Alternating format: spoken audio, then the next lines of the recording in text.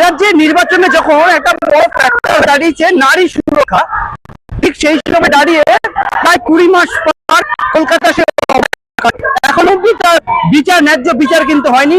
এবং তারই প্রতিবাদে প্রায় প্রত্যেক মাসে অভয়া কাণ্ডের বিচারে কিন্তু রাস্তায় নামেন অভয়া বিচারের দাবিতে স্থানীয় মানুষেরা।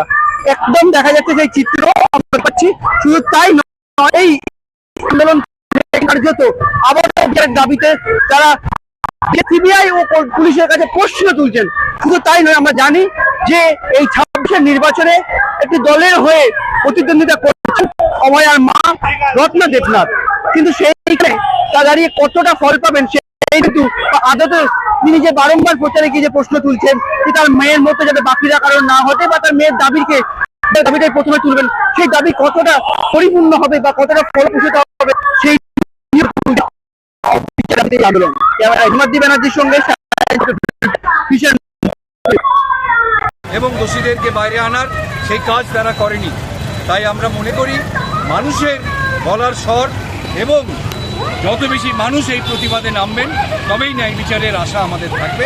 শেষ প্রশ্ন, অভয়ার মা যদি পরবর্তীকালে আইনি লড়াইয়ে এগোতে চায়, আপনারা কি পাশে থাকবেন? আমরা এই আইনি লড়াইয়ে অতীতে ছিলাম, এখনো আছি এবং ভবিষ্যতেও থাকব।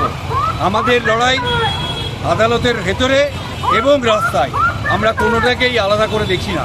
ঠিক আছে, আমরা কিন্তু অভয়ার বিচার এখনো পাইনি এবং যে বিচার নিয়ে যে প্রহসন চলছে রাজ্য কেন্দ্র দুদল মিলেই আমাদের অভয়ার বিচারটাকে পেতে দিচ্ছে না। আমরা প্রতি 9 তারিখে এই কর্মসূচি তে আছি, আমরা রাস্তায় আছি। আমরা অভয়ার বিচার না পাওয়া পর্যন্ত আমরা রাস্তাতেই থাকবো। শুধু অভয়া নয়, অভয়াদের জন্য আমাদের এই সংগ্রাম, যাতে এই রাজ্যের বুকে আর কোনো অভয়ার ঘটনা না হয়, আমরা সেই চেষ্টা করে যাচ্ছি। এখন পর্যন্ত আমরা এই আমাদের লড়াই চলছে এবং চলবে। আমরা দেখতে পেয়েছি যে অভয়ার মা তিনি একটা নির্দিষ্ট দলের হয়ে প্রতিদ্বন্দ্বিতা করছেন এই বিধানসভায়। কি মনে হয়, তাহলে কি জাস্টিসটা পাওয়া যাবে? ওনার মনে হয়েছে হয়তো যে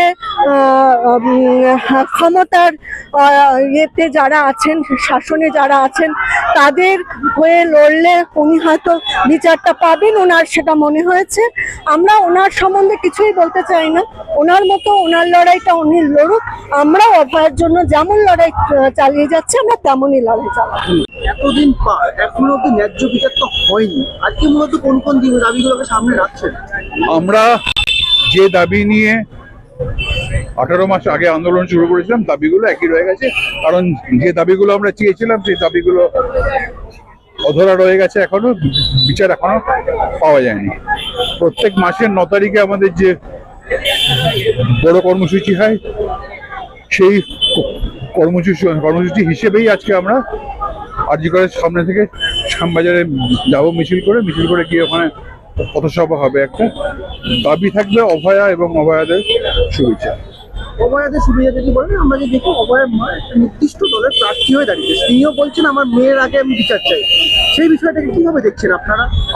আমরা বিষয়টাকে দেখছি যে অভয়ার মায়ের মা বাবার যে লড়াই, সে আইনি লড়াই বলুন বা রাস্তায় নেমে লড়াই বলুন, সে লড়াইয়ের সঙ্গে আমরা আগেও ছিলাম, এখনো আমরা আছি।